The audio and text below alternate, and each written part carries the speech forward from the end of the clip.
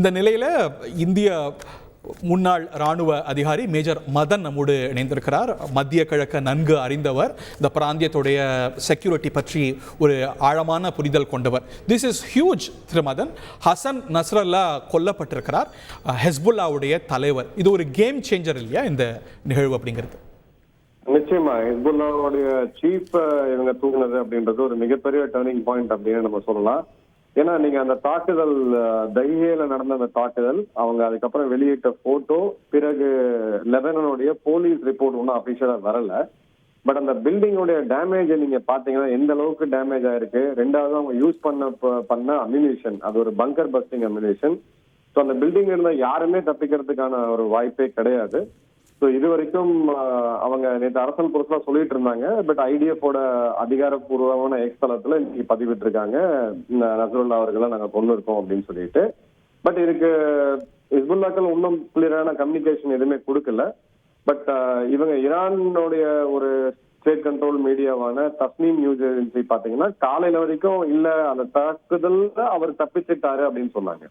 Survive that இது அப்படின்னு அவங்க சொல்லியிருந்தாங்க தவிர அந்த இடத்துல அவர் இல்லைன்னு சொல்லல. ஸோ பட் இப்போ நம்ம இந்த கிடைக்கக்கூடிய ஃபேக்ட்ஸ், ஓப்பன் சோர்ஸ்ல கிடைக்கக்கூடிய ஃபேக்ட்ஸ் எல்லாம் வச்சு பார்க்கும்போது நஸ்ருல்லா அவர்கள் கொல்லப்பட்டிருக்க மாதிரி தான் நிச்சயமா தெரியுது. இல்லை, இப்போ நஸ்ருல்லா கொல்லப்பட்டா ஹிஸ்புல்லா அவ்வளோதான்னு சொல்லிட முடியுமா? ஏன்னா அவர் ஹிஸ்புல்லாவுடைய முதல் தலைவர் அல்ல. முதல் தலைவர் முசாவியும் கூட இஸ்ரேலால் கொல்லப்பட்டார். அதற்கு பிறகு அதை விட வீரியமான ஹிஸ்புல்லா உருவானது.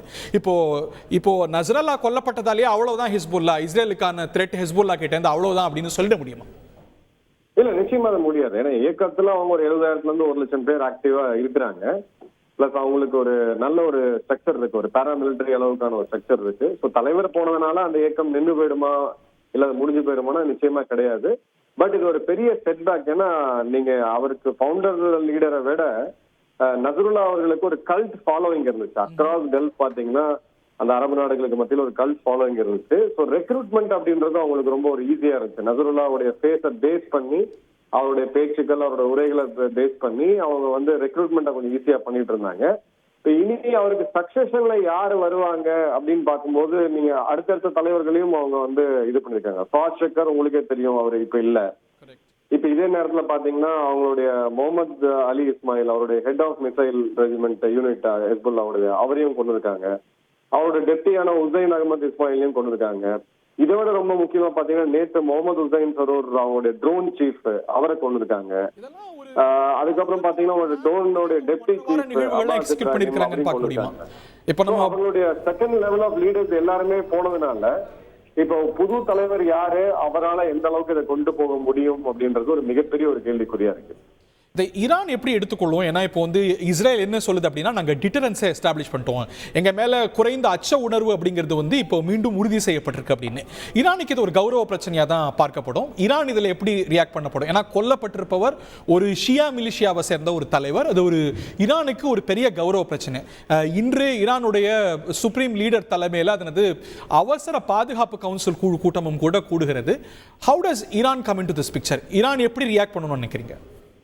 ஈரானுடைய புது பிரைம் மினிஸ்டர் அவர் நேரடியான ஒரு யுத்தம், இஸ்ரேல் ஈரான் யுத்தத்துக்கு அவர் தயாராக இல்லை. இன்ஃபேக்ட் இஸ்மாயில் ஹனியா ஹமாஸோட தலைவர் கொல்லப்பட்ட போது கூட அந்த இடத்துல அவங்க ஒரு ரிஸ்ட்ரெயின் காமிச்சாங்க. பட் டெஃபினெட்லி நீங்க சொன்ன மாதிரி இப்ப கொல்லப்பட்டிருக்கிறது ஒரு ஷியா சமூகத்தை சேர்ந்த தலைவர். இது அவங்களுக்கு ஒரு மிகப்பெரிய கௌரவ பிரச்சனை. அவங்க இதுக்கு ரெஸ்பாண்ட் பண்ணலன்னா அவங்களுக்கு உள்ளுக்குள்ளேயே நாட்டுக்குள்ளேயே பிரச்சனை வர்றதுக்கான வாய்ப்புகள் அதிகமா இருக்கு.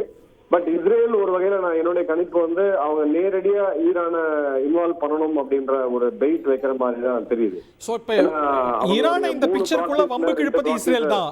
ஒரு ஈரானியும் உள்ளடக்கிய ஒரு போரை இஸ்ரேல் விரும்புது அப்படிங்கிறதுக்கான சமிஞ்சை தெரியுதா? நிச்சயமா. இல்லைன்னா உங்களுக்கு நீங்க பாத்தீங்கன்னா அவங்களோட 2 ப்ராசஸையும் பியாண்ட் எக்ஸ்டென்ட் அவங்க வந்து டிஸ்ட்ராய் பண்ணிருக்காங்க. கிட்டத்தட்ட ஹமாஸ் வந்து இப்ப டெசிமேட் பண்ணிட்டாங்க. ஹமாஸோட கமாண்ட் கண்ட்ரோல் ஸ்ட்ரக்சர் எதுவுமே இல்லை. அது ஒரு மிலிட்டன்ட் குரூப்பா, ஒரு கொரில்லா குரூப்பா தான் ஆப்ரேட் ஆயிட்டு இருக்கு. இப்போ ஹிஸ்புல்லாக்களுமே பாத்தீங்கன்னா நம்ம லாஸ்ட் காணொலியிலே நம்ம பேசணும், 1000 ராக்கெட் ஒரு நாளைக்கு அவங்க ஏவக்கூடிய கேப்பபிலிட்டி இருக்கு. பட் அவங்களோட பீக்கே பாத்தீங்கன்னா 200 தான். அப்ப 200ல இருந்து கம்மியாகி 80, 90 அப்படின்ற மாதிரி போயிட்டு இருக்கு. ஸோ ஈரான் ப்ராக்சியை வச்சு ரெஸ்பாண்ட் பண்ணக்கூடிய மேக்சிமம் பொட்டன்ஷியல் அவங்க ஏற்கனவே ரீச் பண்ணிட்டாங்க. இதுக்கப்புறம் இந்த ப்ராக்சிகளால ஹிஸ்புல்லாவா இருக்கட்டும், இல்ல ஹவுதிகளா இருக்கட்டும், இல்ல இஸ்லாமிக் ஜிஹாதா இருக்கட்டும், இவங்க யாருமே பெரிய அளவுக்கு ஈரான் கிட்ட இஸ்ரேல் மேல ரெஸ்பாண்ட் பண்ண முடியல. சோ ஈரான் நேரடியா தலையிட வேண்டிய ஒரு கட்டாயம் ஆரம்பிச்சாங்க. அதுக்குதான் இவங்க வெயிட் பண்றாங்க மாதிரி தெரியுது, ஒரு பெயிட் வைக்கிற மாதிரி தான் தெரியுது. ஈரான் எந்த அளவுக்கு இதை எடுத்துக்கிறாங்க அப்படிங்கிற கருத்தை ஈரானுடைய பிரசிடென்ட் பெஷஷ்கியான் அமெரிக்கால சொன்னார். இஸ்ரேலுடைய நோக்கம் எங்களை இந்த ரீஜனல் வார்க்குள்ள இழுக்கிறது தான், அதுக்கு நாங்க இறையாறதுக்கு தயாரா இல்லை, அவங்களுக்கு தான் இஸ்ரேலுக்கு தான் ஒரு ரீஜனல் வார் தேவை, எங்களுக்கு இல்லை, அவங்க எங்களையும் இந்த ஆட்டத்தில் இழுக்க பார்க்கறாங்க அப்படின்னு சொல்ல உங்க கருத்து அந்த அனுமானத்தை ஊர்ஜித செய்து. திரு மதன் மேஜர், உங்களை அழைப்பில் இருக்குமாறு கேட்டுக்கொள்றேன். செய்திகளை உடனுக்குடன் தெரிந்து கொள்ள உடனே சப்ஸ்கிரைப் பண்ணுங்க.